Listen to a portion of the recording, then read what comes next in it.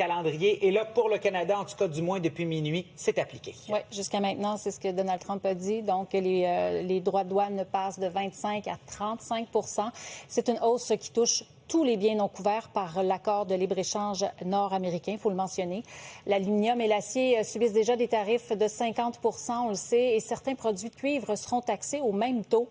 Le Québec est particulièrement visé puisqu'il produit 90 % de l'aluminium canadien et abrite la seule fonderie cuivre du pays, la fonderie Horn. Ces surtaxes menacent directement les emplois dans plusieurs secteurs. Le premier ministre Mark Carney se dit déçu, promet d'agir pour protéger les emplois canadiens. Et Washington justifie ces mesures par le manque de coopération du Canada dans la lutte contre le fentanyl.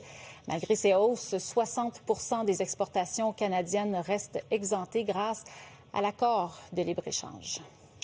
Et ce n'est pas seulement le Canada qui est visé par la mise à jour des surtaxes de Donald Trump. Le président américain a signé un décret qui impose des tarifs à 68 pays dans le monde. Les taxes sur les importations de produits vont entrer en vigueur jeudi prochain.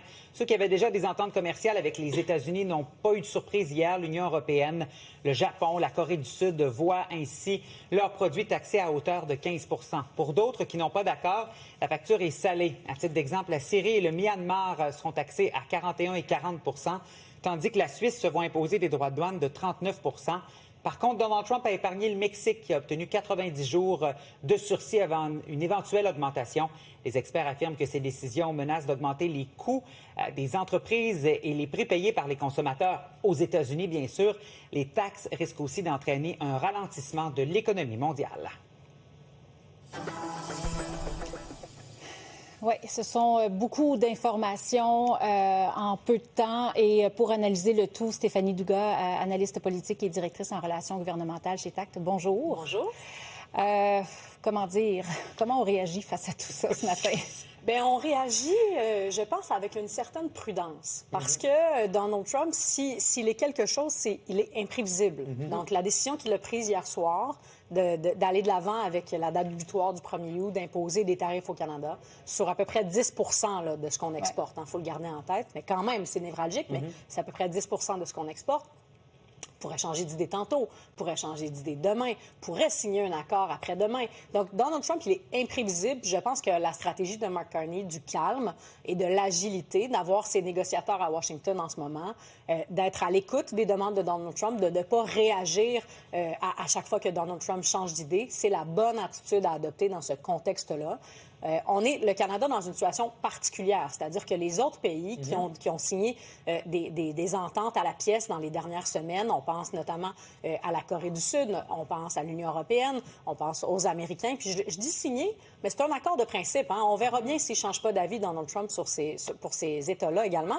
Mais les ententes qu'il a avec ces pays-là, elles sont à la pièce, contrairement au Canada. Le Canada et le Mexique, on a une entente de libre-échange qui date des années 90, qui était l'ALENA à l'époque, qui est l'ACEUM qu'on a renégocié avec Donald Trump sous son premier mandat. Donc, on est vraiment dans une situation différente, ce qui nous permet d'être patients, ce qui nous permet ici, à Mark Carney, de dire, bon, écoutez, on va voir qu'est-ce qui va se passer dans les prochaines semaines.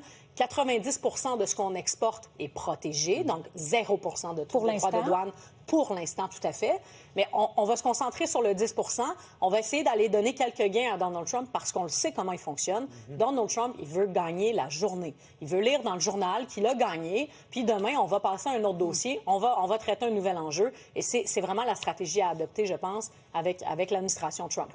Qu'est-ce qui serait acceptable comme entente pour le Canada? On peut se poser la question avec ce qu'on a vu avec l'Union européenne. Oui. Bon, oui, c'est pour le 10 % des produits, exact. Mais il faut penser aussi à 2026 parce que l'accord Canada-États-Unis-Mexique vient à échéance à ce moment-là. Oui. Là, ce sera une autre paire de manches. Exact. Ça, c'est une autre paire de manches qui est beaucoup plus large, beaucoup plus dommageable pour l'économie canadienne. Il faut rappeler quand même que l'économie canadienne et l'économie américaine, elles sont complètement imbriquées. Hein? Ça fait 100 ans. Là. On ne peut pas déconstruire un siècle d'intégration économique en quelques jours parce que Donald Trump est de mauvaise humeur et subit les contre-coups de l'affaire Epstein aux États-Unis. Mais bon, on est dans cette situation-là quand même. à la question « qu'est-ce qui est un bon deal? » Hein?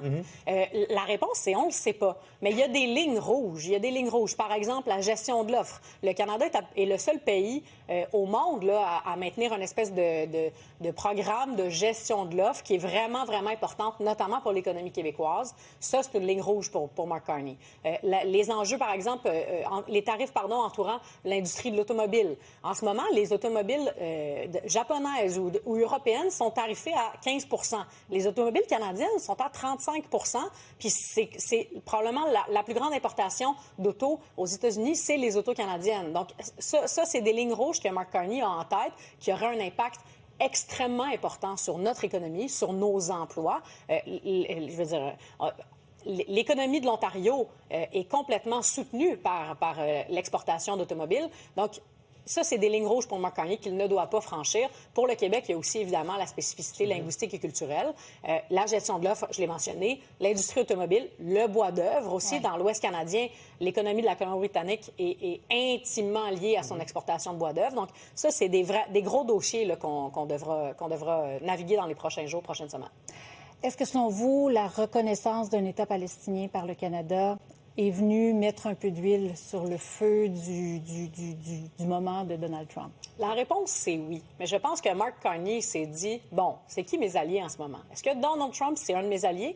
Ou est-ce que Emmanuel Macron et M. Starmer en Grande-Bretagne, qui, eux, emboîtent le pas à vouloir reconnaître l'État palestinien, c'est pas plutôt eux mes alliés en ce moment? Donc, je pense que c'est un peu l'espèce de jeu d'équilibriste auquel joue Mark Carney. Mais c'est aussi une manière pour Mark Carney, je pense, de lancer un pavé dans la mare en disant, nous, on continue d'avancer notre stratégie diplomatique de manière souveraine, pas comme votre 51e État. On continue d'agir de manière souveraine et indépendante. Peu importe quoi qu'en dise Donald Trump, on va aller de l'avant.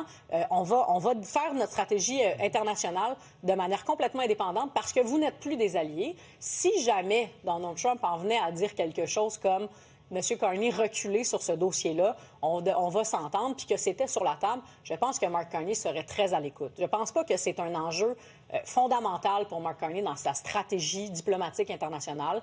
Définitivement qu'un accord commercial avec les États-Unis pour préserver des emplois, préserver des investissements, c'est plus important au jour zéro des négociations. Mais n'empêche que ça envoie un signal. Où loge Mark Carney?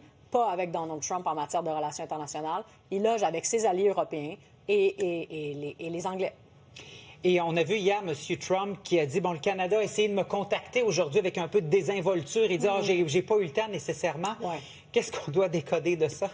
Bon, c'est un peu surprenant parce que je regardais hier les nouvelles, puis j'ai vu une annonce de Donald Trump sur le sport. Oui. Et derrière lui, il y avait M. Lepnik, donc son secrétaire au commerce, qui n'était visiblement pas en train de négocier avec Marc-André Blanchard, le chef de cabinet de M. Carney, et Dominique Leblanc, qui est un peu notre négociateur en chef. Donc, on en décode de ça que les dialogues sont encore ouverts. Mais est-ce que c'est vraiment la priorité de Donald Trump? Peut-être pas. Moi, je pense que Donald Trump, en ce moment, il essaie d'aller chercher des gains parce que politiquement, ça brasse chez lui. Avec le dossier des Epstein Files, en ce moment, son mouvement politique est un peu en train d'imploser. Il y a beaucoup de chaleur sur Donald Trump et il essaie d'aller trouver des petits gains ici et là. S'entendre avec le Canada sur des enjeux commerciaux, alors qu'on a un accord de libre-échange, dans la vraie vie, c'est pas vraiment sa priorité demain. Je pense donc qu'il faut décoder que Donald Trump, il est à l'écoute, il va continuer de parler avec le Canada, il n'a pas le choix. Son économie et ses emplois sont intimement liés aux nôtres, mais la réalité, c'est que c'est pas sa priorité politique. Sa priorité politique en ce moment, c'est de survivre à la journée, puis la journée, elle est teintée par les fameux dossiers Epstein. Stéphanie Touga, merci. Merci Très beaucoup. éclairant. Merci. Bonne journée.